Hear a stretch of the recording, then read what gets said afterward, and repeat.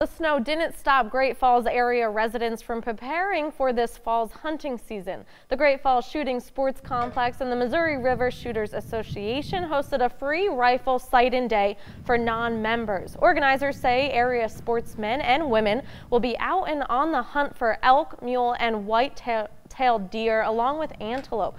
They say the day was all about making sure hunting rifles shoot accurately as the fall season gets underway. We can teach people how to zero in their firearms. A lot of people that do have firearms aren't experienced with doing that. So most of the guys that are here helping have done a lot of this, so they can help people do it much quicker using fewer rounds.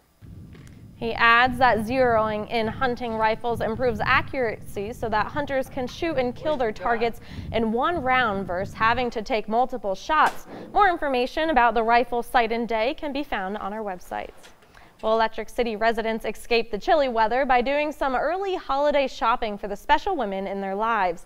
The What Women Want Expo featured over 200 booths that focused on products aimed at improving women's lives. The event hosted beauty and wellness demonstrations along with live entertainment over 2 days.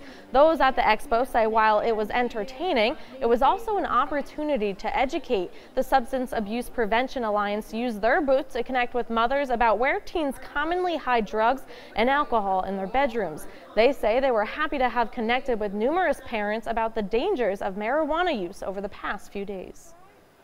And empower them more to be knowledgeable about what the current trends are for teens, and that's just empowering. You know, every mom wants to feel like they know what they need to do. We all sometimes need to kind of sharpen our skills or become more informed, and this is a good way of doing that.